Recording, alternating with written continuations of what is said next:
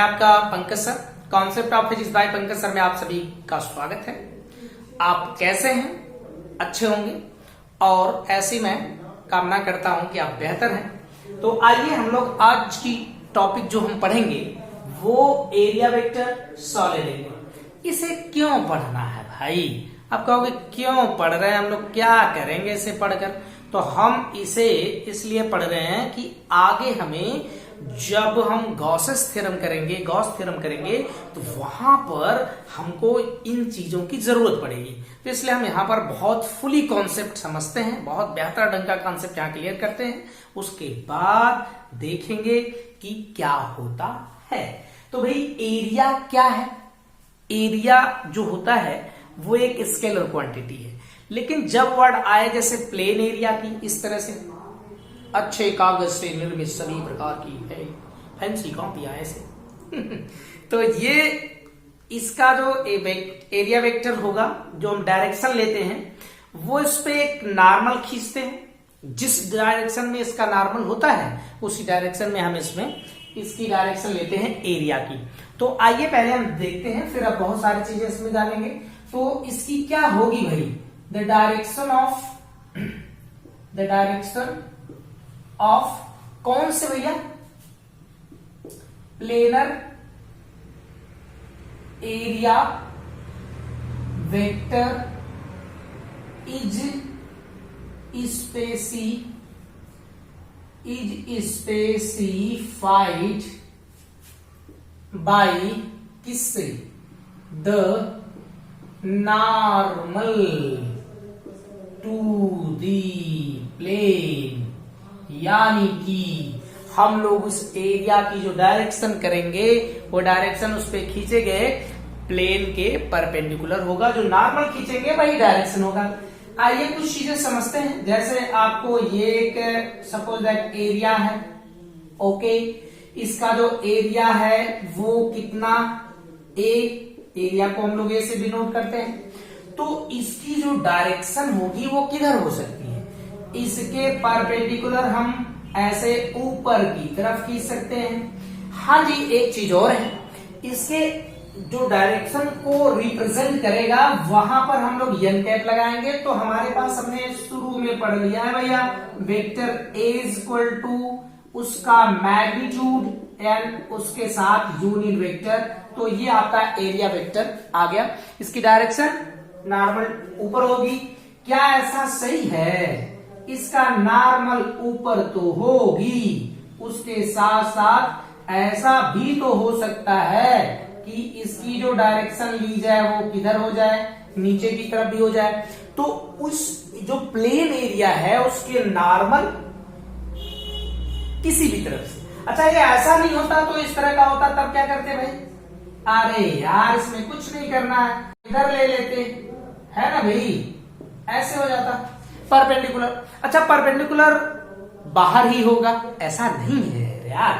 अंदर आप इसमें अंदर भी दिखा सकते हो कि डायरेक्शन है वो इधर भी हो सकता है, यानी कि ऐसा भी हो सकता है। अच्छा, इस तरह की शेप के अलावा क्या ऐसा भी हो सकता है? अगर ये एक सर्कल फॉर्म में होता तो इसकी डायरेक्शन, तो फिर वही बोलते यार कि आप क्या सर यही बात कर रहे हैं, तो इस किधर हो जाता भाई? ऊपर होता नहीं, ऊपर होता तो कहां होता? ऊपर नहीं होता तो नीचे होता, ये ना होता। तो ये सब इसकी क्या है? डायरेक्शन। तो हमें बस इतनी बात समझना है कि उस प्लेन के परपेंडिकुलर होना चाहिए, जैसे इसके परपेंडिकुलर हो। अब भाई ये अगर इस तरह की हो गई तो परपेंडिकुलर नीचे हो गया, अगर ये इस तरह का हो गया तो सामने हो गया परपेंडिकुलर, या अंदर हो गया, इस तरह से नीचे हो सकता है, ऊपर हो सकता है, इधर किधर, इस सामने या इस सामने, इसकी डायरेक्शन हो सकता है। ओके, यहां पर एक चीज जानना यह है कि जो वन डायमेंशनल है, मतलब ये टू डायमेंशनल फिगर है, या वाई समथिंग दो ही है। अच्छा, इनसे रिलेट हम बातें करेंगे कि जैसे इससे रिलेट क्या है कि vector A cross vector B क्या होता है, क्योंकि हम जानते हैं कि दो वेक्टर क्वांटिटी का जो क्रॉस प्रोडक्ट होता है वो किसके इक्वल होता है। तो आइए इसमें देखें कुछ चीजें, कुछ करते हैं। ये आप ऐसे बढ़िया से नोट कर सकते हो, बहुत अच्छा सा। आइए तो भाई क्या होगा, देखिए हमें बताना है। जैसे आप जानते हो कि यार vector A cross vector B is equal to होता है ए बी साइन थीटा और इसके साथ एन कैट, ऐसा ही ना होता है। तो इसी तरह क्या हम एक कोई वेक्टर लेते हैं, कोई एक जैसे प्लेन ले ले भाई इस तरह का, और ये प्लेन आप ध्यान दीजिएगा, ये आपका प्लेन है, ये इसके अंदर है भाई इस तरह का। ओके, सभी साइड इक्वल है, तो चलो हम ए कह देते हैं इसको, ए बी सी और डी। ये आप कह दो यक्स, ये आप वाई कह दो, ये आप जेड कह दो। पूरी बात समझिएगा। यक्स की डायरेक्शन में जो यूनिट वेक्टर आई कहे, वाई की डायरेक्शन में जे और जेड की डायरेक्शन में के कैफ होता है। हाँ जी, और यहां का एरिया, अगर जो इसका एरिया ये वाला है, ये एरिया, उसकी डायरेक्शन किधर होगी। जैसे इसमें जब आपसे कहा जाता है कि ये सभी फर्स्ट ईयर की बातें होंगी थोड़ा बहुत, तो vector A cross vector B, इसके एंगल को थीटा, और ये जो होता है भाई इसके प्लेन के परपेंडिकुलर किसी ऊपर डायरेक्शन में हो सकता है या फिर नीचे हो सकता है, ऐसा ही होता है ना। तो इसमें भी उसी तरह का, चलिए देखते हैं। हमें अगर इसके एरिया को समझना है, एरिया इज इक्वल टू, बताइए कैसे आप समझोगे इसके एरिया को। इसके एरिया को समझने के लिए एरिया इज इक्वल टू इसका, तो ये इंटू ये, मतलब कि आप A B cross B C कर सकत हो। हाँ जी कर सकत हो, नहीं कर सकत हो। इसका ये और यहां पर क्या भाई ए, लेकिन ध्यान रहे यहां जो यूनिट वेक्टर है वो इस vector A cross vector B के डायरेक्शन को बता रहा है। यूनिट वेक्टर का जो यूनिट वेक्टर क्या होता है भाई, यूनिट वेक्टर मींस ऐसा वेक्टर जिसका मैग्नीट्यूड क्या हो, 1 हो, मैग्नीट्यूड इज इक्वल टू 1। तो ऐसा वेक्टर जिसका मैग्नीट्यूड कितना हो, 1 हो, उसे हम कहते हैं यूनिट वेक्टर। तो यहां पर इसकी डायरेक्शन जो एरिया आपका मिला, इट मींस क्या, ए स्क्वायर, वो किस डायरेक्शन में हो सकता है। तो अभी आपने समझा कि या तो ये ऊपर हो सकता है परपेंडिकुलर इसके, तो परपेंडिकुलर किस डायरेक्शन में है भाई, वाई में। वाई के लिए इसका जो यूनिट वेक्टर है वो कौन सा होगा, तो जे कैप हो सकता है। हाँ जी, या फिर और क्या हो सकता है, ये ऊपर ना होकर नीचे भी तो हो सकता है। तब इसके लिए क्या होगा, ए स्क्वायर यहां पर माइनस जे कैप, ऐसा होगा ना, ऊपर हो सकता है या फिर नीचे। इसी तरह और भी आप चलिए देखते हैं, इसमें कुछ चीजें और समझते हैं। जैसे आप कुछ करिए, कुछ ऐसा क्वेश्चन वेश्चन, आइए देखा जाए। जैसे यहां पर मैं एक इस तरह का बना देता हूं, ऐसा, ये इसका ऐसा हो जाए। चलो ओ ए बी सी, और ये आपका चलो ए है, नो या लेंथ है, चलो ये ब्रेथ बी कर लीजिए, स्मॉल बी, और ये आपका यक्स, ये वाई और ये जेड। इसका हमें एरिया बताना है और उसके साथ साथ इसकी डायरेक्शन भी बताना है, क्योंकि हमें एरिया वेक्टर बतानी है। तो आइए इसकी एरिया वेक्टर क्या होगा भाई, एरिया वेक्टर बोलो कितना। देखिए यहां पर कैसे निकालेंगे, इसका एरिया निकालो भाई। इसकी क्या हो गई, लेंथ ब्रेथ, तो एल इंटू बी, ओके, तो एल बी हो गया इसका। लेकिन बात यहीं पर रुकती नहीं है भाई, बात यहां पर पूरी तरह से नहीं। फिर से भाई बात, इस डायरेक्शन में कौन ये आई कैप जे कैप और यहां के कैप। तो यार ये इस बोर्ड के प्लेन में है ना, तो बोर्ड ये y हो गई, ये x हो गई, तो किधर आएगा, बाहर, ऐसे। ये बाहर की डायरेक्शन में लग रहा है, तो ये बाहर कौन है भाई, z है। z मीन्स z के साथ यूनिट वेक्टर कौन, k cap.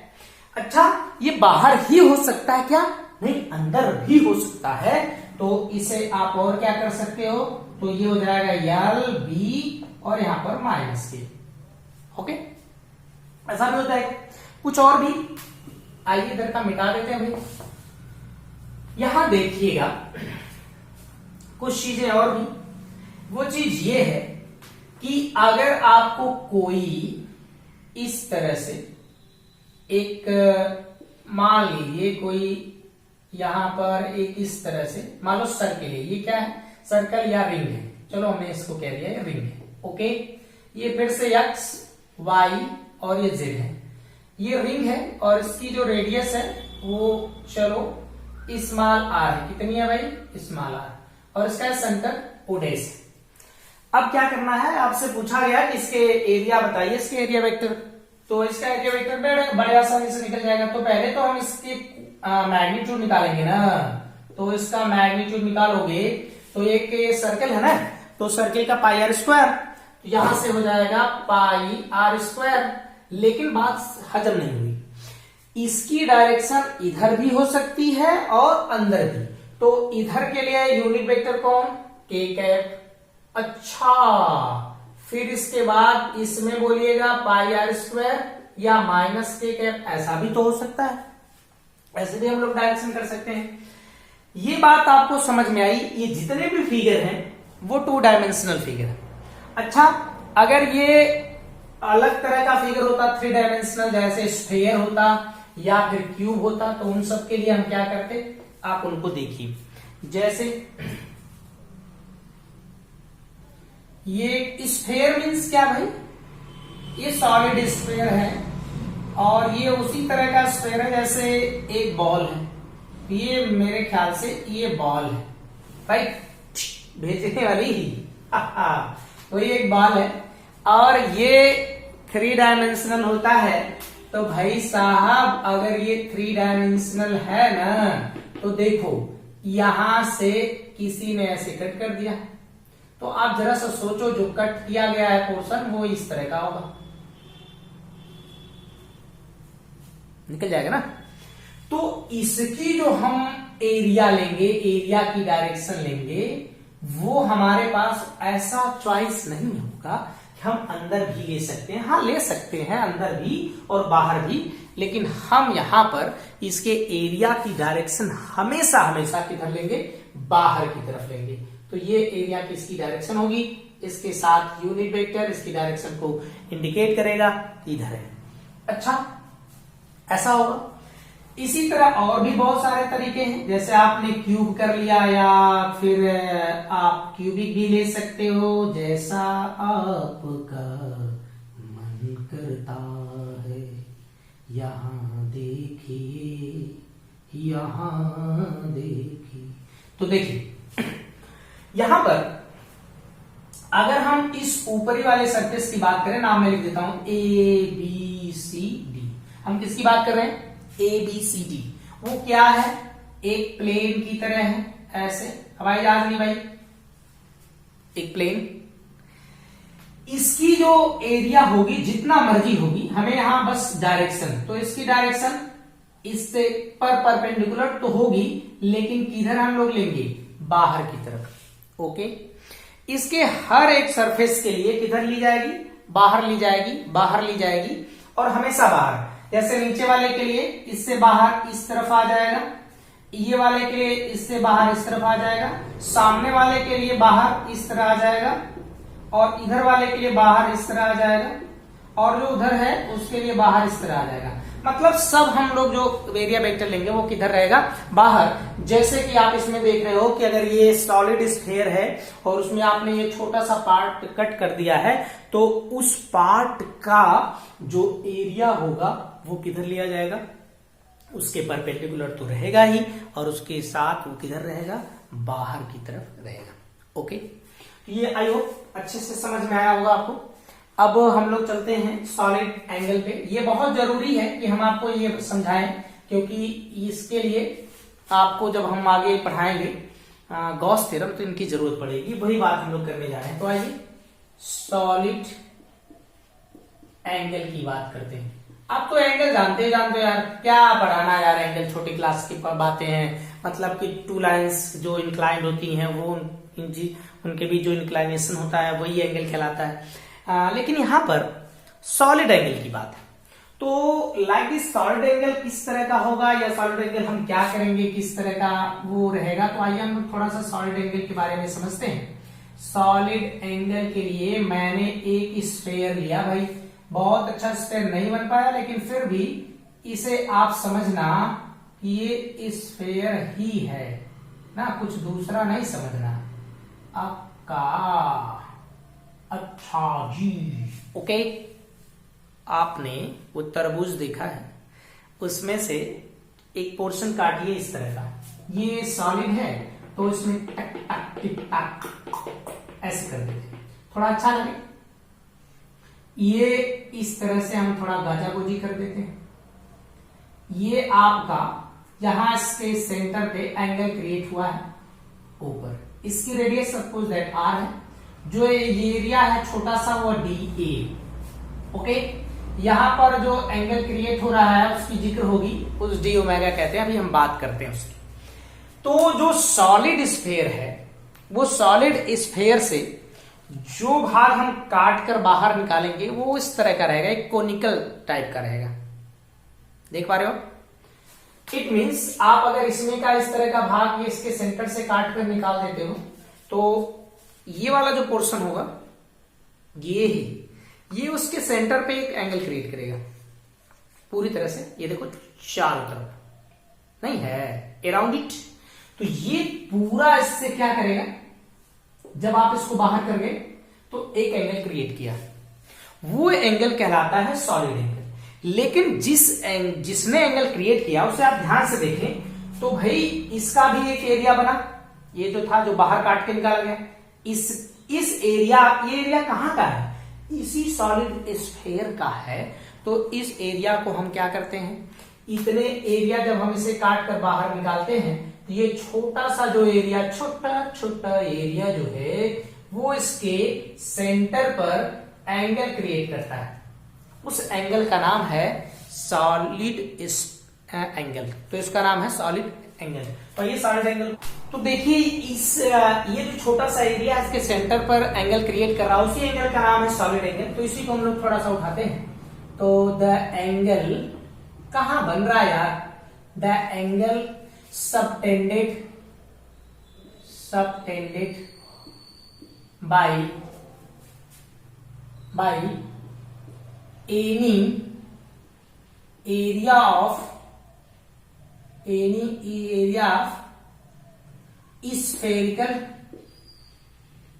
spherical surface at the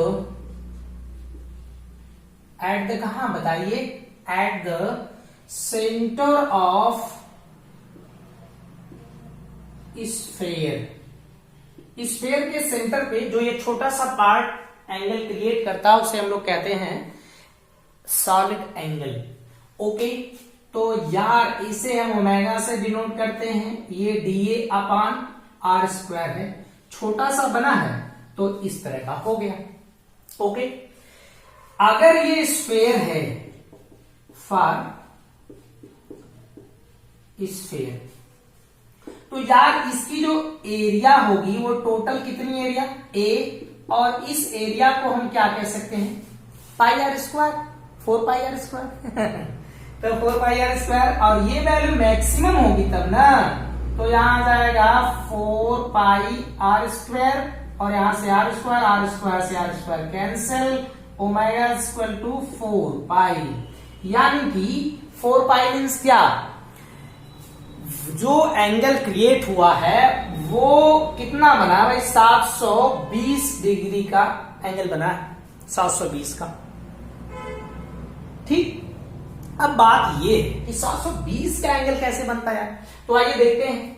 जो एक स्फेयर होता है ना, वो उसका जो सेंटर है वो हवा में लटक रहा होता है, जैसे लाइक दिस यहां पर। तो यहां पर अगर इसका सेंटर है ना, तो आप सोचो कि इसमें मैं एक लाइन बना दिया इसके सेंटर पे, यहां एक लाइन बन गई। अब ये लाइन जो बन गई है वो क्या हुआ कि ये लाइन जैसे बनी, एक 180 इधर का बन गया, ओके। इस लाइन के मेरी तरफ का 180 इधर का हो गया, एक 180 इसके ऊपर का, एक 180 इसके नीचे का। तो कितने 180 हो गए? 4। ये 4 पाई इसका एंगल टोटल बनता है। तो ये बात आप याद रखिएगा। लेकिन अब जो मैं समझाने की कोशिश कर रहा हूं वो बड़ी मजेदार चीज है। वो ये तो एक स्फेयर होता तब आप ऐसे कर लेते, अगर वो स्फेयर नहीं होता, वो एक अजीब जैसी चीज होती, तो वो भी क्या उसके कहीं पर किसी पॉइंट पर सॉलिड एंगल क्रिएट करती। तो आइए देखते हैं कोई एक ऐसी चीज हो, जैसे आप इसी चीज को समझिए या बहुत बेहतर ढंग से इसे जानिएगा और बहुत जरूरी है इसके लिए। तो आप देखो भाई, ये मान लीजिए इस तरह का ये सरफेस एरिया है, जो ये वाला था एरिया, वो यहां पर आपका एंगल क्रिएट करता है। उस एंगल को चलो हमने कह दिया कि ये डी ओमेगा था और ये इसका सेंटर हो और ये डिस्टेंस आर है।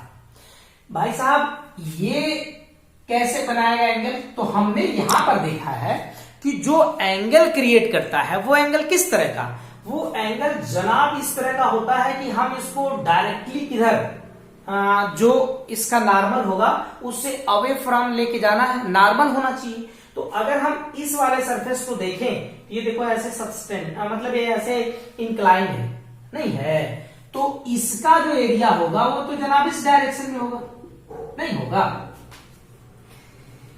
ये वाला एंगल थीटा, अगर इसकी एरिया को बताने के लिए ये वाला ये इस डायरेक्शन में हम लेते, तो भाई यहां पर एक बात गड़बड़ होती कि इसकी डायरेक्शन तो इधर भाग रही है, तो हम करेंगे क्या, इसको इस डायरेक्शन में इसका कंपोनेंट कर सकते हैं तो भी काम चल जाएगा। नहीं तो आप समझिए दूसरी चीज कि ये हमने यहां पर इस तरह की चीज को बना दिया। अगर ये इस ढंग का होता और हम इसको एक स्फेरिकल लेते कि ये एक स्फेयर का आर्क होता इस तरह का और ये इसका सेंटर होता, ऐसा होता कुछ, तो यार ये थोड़ा सा सही नहीं बना, इसको आप बीच से बनाए इस तरह का ना। अब सही, तो यहां पर इसे हम ऐसे बंद कर देते, ये एंगल थीटा है तो जाहिर सी बात है इसके बीच का एंगल थीटा होगा। तो हम क्या करेंगे, ये इसको डी डैश कर लेते हैं, इसी फिगर को हम बाहर निकालते हैं और समझते हैं। ये वाला जो है, जो यहां आपको दिख रहा है, और एक जो है इससे थोड़ा सा झुका है, कितना एंगल पे, थीटा, और ये जनाब है डी ए और ये कौन है, डी ए डैश, ओके। अगर इसके हिसाब से इसका प्रक्षेप इस पे देखा जाए तो यार इसका डी ओमेगा कितना आता, तो डी ओमेगा आता इसके लिए D A dash upon r square, something ऐसा होता है, उसी तरह का होता। लेकिन हम डी ए डैश को निकालना चाहते हैं।